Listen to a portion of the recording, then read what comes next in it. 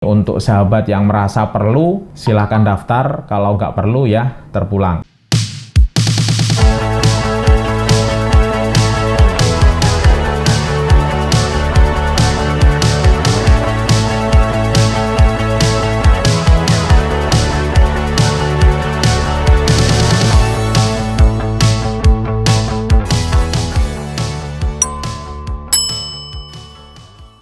Assalamualaikum warahmatullahi wabarakatuh. Bertemu lagi bersama saya Mugi di channel. Oke, selamat sore, selamat beristirahat kepada sahabat-sahabat Mugi di channel. Oke, di sore ini kita akan ngobrol-ngobrol santai berkaitan video saya beberapa hari yang lalu, yaitu di situ ada video tutorial bagaimana cara memasukkan sertifikat vaksin yang didapat dari luar negeri, khususnya sahabat-sahabat TKI. Oke, sebelum kita masuk ke pembahasan, saya ingatkan dulu buat sahabat-sahabat yang baru pertama kali menjumpai Mugi di channel ataupun baru pertama kali menemui channel ini, jangan lupa dibantu untuk subscribe dan aktifkan tombol lonceng notifikasi agar sahabat-sahabat kedepannya tidak ketinggalan ketika channel ini mengupdate info-info yang akan datang. Oke, kita masuk saja ke pembahasan. Untuk hal ini sebetulnya itu belum ada kewajiban lagi, yaitu harus vaksin belum ada. Tapi untuk sahabat di saat ini 80% sahabat yang datang dari luar negeri sudah mendapatkan komplit 2 dosis vaksin. Nah, ketika di saat ini sahabat yang mau balik ataupun yang sudah balik, pastinya di situ sahabat sudah mendapatkan sertifikat di negara sahabat ambil vaksin itu. Contoh, untuk sahabat yang sudah mengambil vaksin di Malaysia, pastinya di dalam aplikasi MySejahtera sudah ada sertifikat, ataupun untuk sahabat yang tidak mendapatkan sertifikat di MySejahtera, di situ akan diberi kartu vaksin. Di situ tertulis jenis vaksin, nomor berapa, tanggal berapa ambil dosis pertama, dan tanggal keduanya berapa, seperti itu. Dan untuk sahabat yang misal contoh juga untuk sahabat yang dari Brunei, di situ nanti akan ada paspor vaksin. Itu pun sebetulnya bisa digunakan, tidak ada masalah. Yang terpenting yaitu data sahabat sesuai dengan paspor ataupun NIK, nomor induk kependudukan. Karena untuk sahabat yang di Malaysia dan yang kemarin sudah mencoba untuk melakukan pendaftaran untuk memasukkan sertifikat luar negeri ke dalam sistem aplikasi Peduli Lindungi, untuk sahabat yang datanya bermasalah dalam artian tidak sama dengan nomor induk kependudukan pun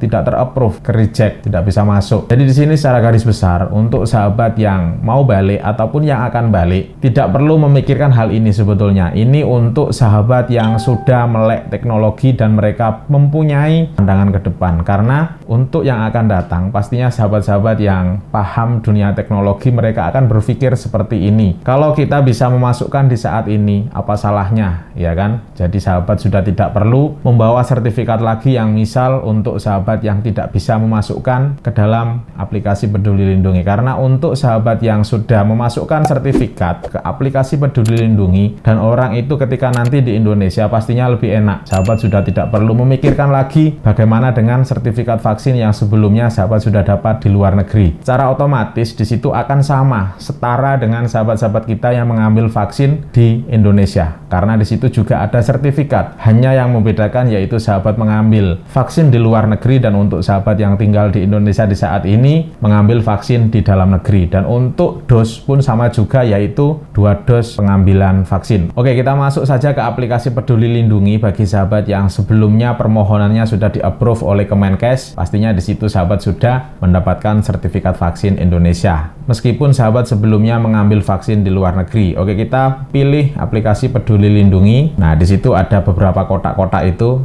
Di situ kita coba lihat di sertifikat vaksin. Kita menunggu, di situ akan keluar nama kita, kemudian kita pilih. Nah, di situ ada vaksin pertama dan vaksin kedua. Dan untuk tanggal itu pun sama halnya dengan sahabat waktu dulu mengambil vaksin yang pertama. Contoh kemarin mengambil di tanggal 21, ya di situ akan tertulis 21. Dan untuk yang dosis kedua pun sama halnya dengan sahabat waktu pengambilan vaksin di dosis kedua. Dan ini ya pastinya berguna untuk sahabat yang akan datang, karena di Indonesia juga untuk sahabat yang baru-baru balik dari luar negeri pada kebingungan sebelum ini bagaimana cara memasukkan sijil vaksin yang dari luar negeri. Dan caranya pun sudah pernah saya ajarkan sebelum ini. Untuk sahabat yang merasa perlu, silahkan daftar. Kalau nggak perlu ya terpulang. Untuk sahabat yang tidak paham, kalau mau balik nanti ke depannya, silahkan di print saja sijil MySejahtera, ataupun yang sahabat tidak ada sijil, silahkan dibawa kartu vaksin itu, ataupun paspor vaksin yang sahabat sudah vaksin di sini dan tidak melalui MySejahtera, contohnya yang mengikuti program Selvax, Selangor Vaksin, itu akan ada satu buku. Nah, itu bisa digunakan juga seperti itu. Oke, itu saja yang bisa saya share sore ini. Semoga bermanfaat untuk sahabat-sahabat. Tetap optimis dan selalu patuhi protokol kesehatan yang ada. Akhirul kalam, assalamualaikum warahmatullahi wabarakatuh. Salam TKI sukses. Bye-bye.